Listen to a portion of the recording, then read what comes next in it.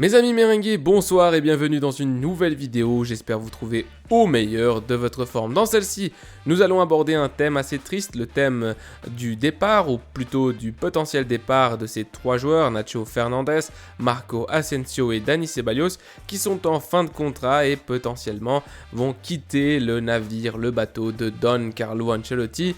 On en parle, let's go!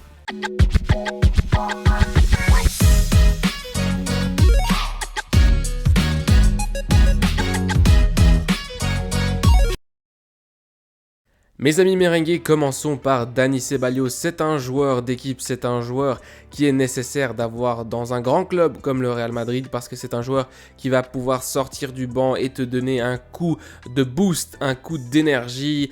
On s'en rappelle, pas mal de fois il est sorti du banc pour notamment remplacer Luka Modric, la star croate, notre chef d'orchestre, ce meneur de jeu. Et bien parfois quand il était absent ou alors fatigué ou alors blessé, Dani Ceballos venait lui se mettre dans cette position de milieu offensif, mais plutôt milieu offensif gauche. Un joueur qui peut être aussi très intéressant à la relance avec cette agressivité, avec cette niaque, avec cette pression haute sur le porteur du ballon.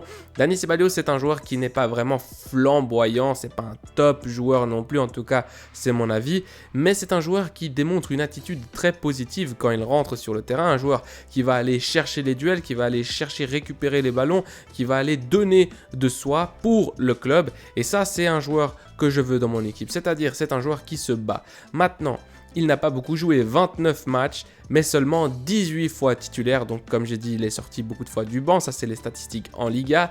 1509 minutes du coup en championnat national. 1287 bonnes passes. Donc voilà, c'est un milieu de terrain quand même avec une qualité technique supérieure. 4 passes décisives. Bon, c'est pas des gros chiffres, c'est évidemment un joueur de banc maintenant, c'est un joueur qui cherchera peut-être à essayer de gagner plus de temps de jeu l'année prochaine.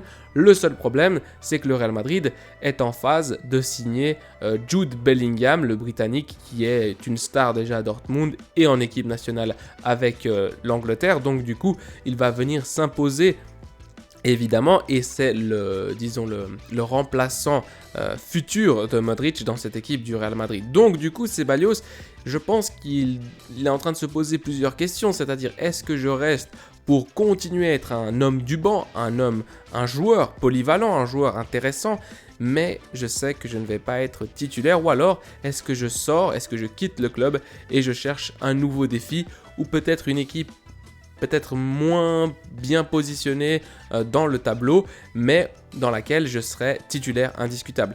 Et ça, eh bien, ça va évidemment dépendre de ce que veut le joueur. En termes financiers, on sait qu'il a d'abord refusé une première proposition du Real Madrid, et maintenant, le club madrilène, Florentino Pérez et les autres lui ont envoyé une deuxième proposition de renouvellement de contrat. Va-t-il l'accepter? Donc effectivement, selon moi, c'est un joueur qui doit rester, c'est un top joueur si l'on considère les joueurs qui sont capables de sortir du banc et de changer une dynamique de match, d'apporter cette agressivité, d'apporter cette envie et de maintenir quand même un niveau élevé au milieu de terrain, car techniquement il est très fort. Donc pour moi, Ceballos, s'il te plaît, reconsidère cette deuxième offre de renouvellement et reste au Real Madrid pour nous donner une profondeur de banc. Marco Asensio, encore un joueur très intéressant à avoir dans une équipe. Il a joué milieu offensif droit, milieu droit, faux ailier droit, milieu presque faux neuf à certaines occasions, enfin milieu axial mais très offensif.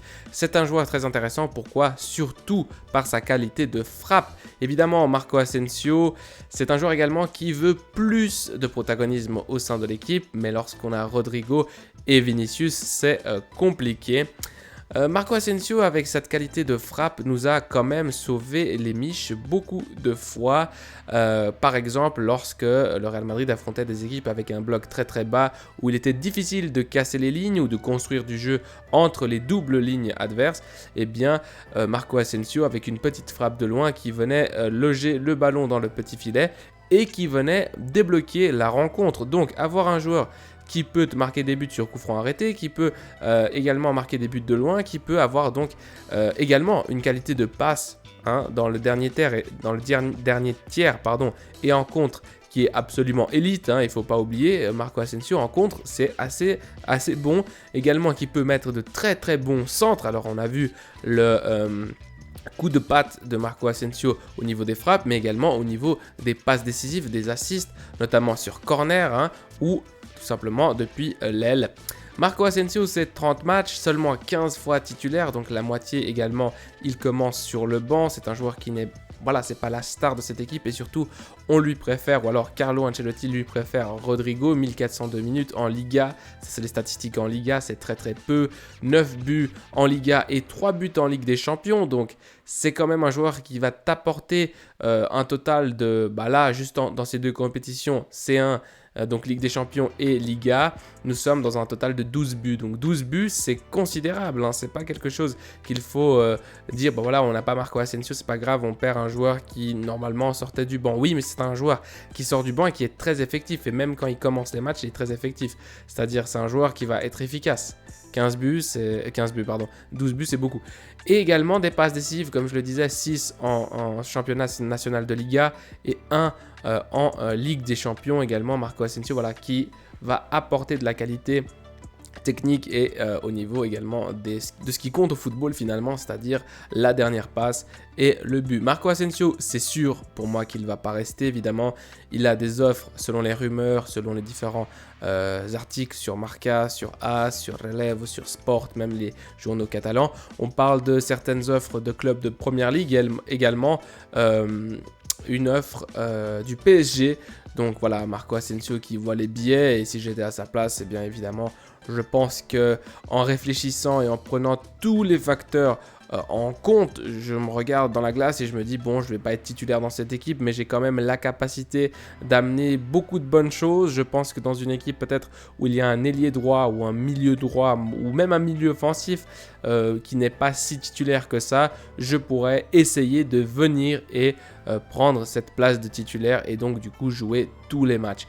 Marco Asensio qui est à la recherche donc d'un rôle plus important, et je pense qu'il ne va pas tarder à annoncer son départ.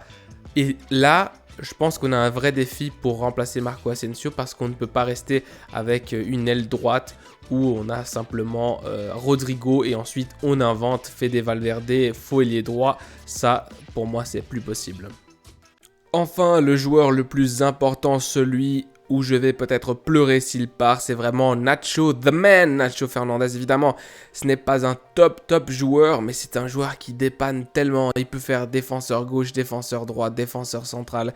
Il a même joué milieu défensif, pas avec Carlo Ancelotti, mais avec d'autres coachs. C'est un joueur tellement intéressant du point de vue de la profondeur de banc, parce qu'il peut répondre et bien répondre à plusieurs situations délicates que traverse le club lorsqu'il manque, lorsqu'il y a un absent, et même en qualité de titulaire. Je me rappelle lorsqu'il avait joué avec, je crois c'était Rudiger, un match dans une paire de centraux, Rudiger et Nacho, il avait fait parfaitement le taf. C'est un joueur très intéressant, et surtout c'est un capitaine de ce club. Il a été là durant toute sa vie, alors le voir partir maintenant, ça me rend un peu triste. 17 fois titulaire, donc quand même pas mal de fois utilisé par Carlo Ancelotti, 1533 minutes, donc assez peu. Ça veut dire que soit il sort en étant titulaire, soit alors il rentre en cours de match. Mais quand même au total 2577 minutes, donc il a également joué en Ligue des Champions, en Copa del Rey, etc.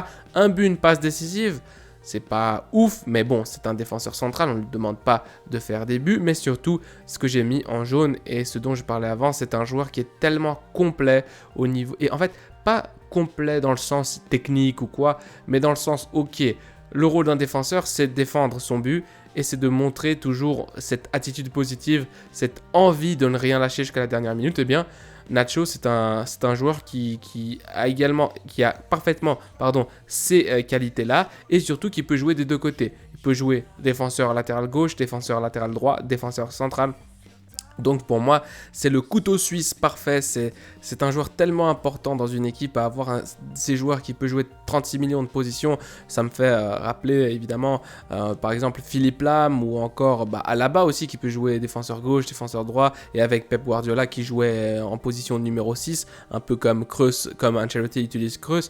Donc voilà, c'est un joueur en plus qui il est là depuis... Je regarde le Real Madrid, les matchs du Real Madrid depuis que je suis tout petit. Il a toujours été là, Nacho, que ce soit sur le banc, que ça soit dans des matchs comme titulaire. Voilà, pour moi, évidemment, je le comprends. C'est un joueur qui va chercher maintenant à être vraiment un joueur clé, un joueur imposant dans une équipe. Moi, je le verrais tellement bien à la Roma avec José Mourinho, ce petit Nacho. Mais en même temps, j'aimerais bien qu'il soit un one club man, un one man club, un one club man, comme vous voulez l'appeler. Un joueur qui reste voilà, toute sa vie au même club, ça ferait plaisir à la maison parce que c'est sa maison, hein, le Bernabéu, c'est sa maison, le Real Madrid. Alors j'espère vraiment qu'ils arrivent à une espèce de retournement de situation et Nacho qui reste, mais j'ai pas d'espoir parce qu'en ce qui concerne Nacho, je ne pense pas que c'est une question d'argent, c'est vraiment une question de statut. Il veut être titulaire indiscutable d'une équipe et voilà, bon, pour moi, je pense à la Roma là parce qu'il y a la finale de l'Europa League pas longtemps et parce qu'aussi Carlo Ancelotti a parlé de José Mourinho, donc ça serait intéressant de le voir dans une équipe comme ça, ou à Naples, ou voilà, dans une équipe, ou même en première ligue, hein, pourquoi pas Arsenal, hein, Nacho, à Arsenal, il manque un peu de défenseur central, on l'a vu avec la blessure de Saliba, ça a été compliqué en fin de saison, donc on verra où il va aller, mais malheureusement je pense que c'est un départ évident pour Nacho, et c'est le joueur des trois, et pour finir cette vidéo, c'est le joueur que j'aimerais le plus voir rester, parce que c'est un joueur qui est tellement utile. Autant Ceballos, il y a Bellingham qui arrive, autant Marco Asensio, effectivement, il faudra acheter un autre ailier, mais Rodrigo semble très très fort, et on a déjà utilisé Fede Valverde en faux ailier droit, et Bellingham peut aussi jouer milieu offensif droit, donc en vrai de vrai, voilà. Ce qui me choque le plus, c'est les récentes news concernant peut-être le départ de Benzema, mais ça j'en ferai une deuxième vidéo. Mais pour ne pas mélanger les choses, voilà, des trois joueurs qui semblent être sur le départ, je pense que Nacho, c'est celui que j'aimerais le plus voir rester.